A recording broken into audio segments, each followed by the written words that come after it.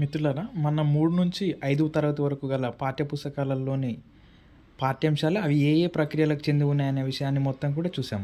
ఈరోజు 6, 7, 8 తరగతులలో గల పాఠ్యాంశాలు అవి ఏ ప్రక్రియలకు చెంది ఉన్నాయో తెలుసుకుందాం.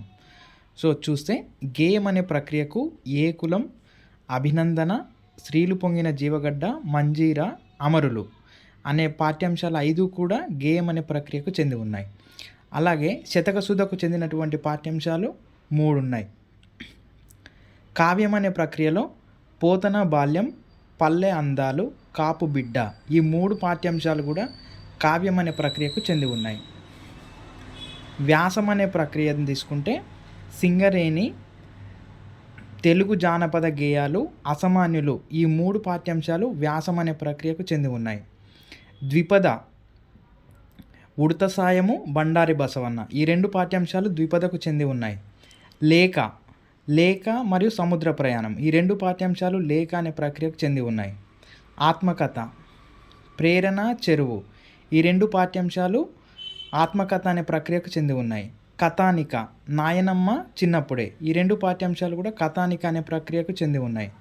ఖండకావ్యం, శిల్పి, వర్షం, కథ, స్నేహబంధం, బుర్రకథ, సీత ఇష్టాలు, గేయకథ, రాణి శంకరమ్మ, అనువాద కథ, మాట్లాడే నాగలి, జానపద కథ, బాలనాగమ్మ, కథా కావ్యం, చదువు, పాట, పల్లెటూరి పిల్లగాడ, సంభాషణ, కాపాడుకుందాం, రేడియో ప్రసంగం, గ్రామాలలోని వేడుకలు, వినోదాలు, ఇతిహాసం, త్యాగనిరతి, వచన కవిత, అమ్మ జ్ఞాపకాలు, గేయ కవిత, చీమల బారు.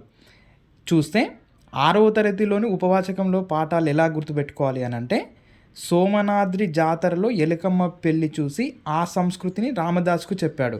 అంటే ఈ వాక్యంలో మనకు ఆ టెక్స్ట్ బుక్లో ఉన్నటువంటి ఉపవాచకంలో ఉన్న పాఠాలు మొత్తం కూడా వచ్చేసాయి. అదేవిధంగా 7వ తరగతి ఉపవాచకం చూస్తే సెలవులలో రుద్రమాదేవి పండుగ చూసి కారడవి గుండా 6 ఉట్లకు చేరాను. అంటే ఈ ఒక్క సెంటెన్స్ గుర్తుపెట్టుకుంటే మనకు 7వ తరగతి ఉపవాచకంలోని పాఠాలన్నీ కూడా వచ్చేసినట్టే.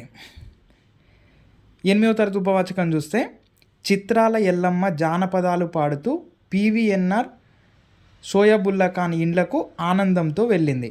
అంటే 6, 7, 8 తరగతులలోని ఉపవాచకాలలో ఉన్నటువంటి పాఠాలు ఒకే వాక్యంలో మనం గుర్తుపెట్టుకోవచ్చు. సో మీకు నచ్చితే లైక్ చేయండి, సబ్స్క్రైబ్ చేయండి, షేర్ చేయండి.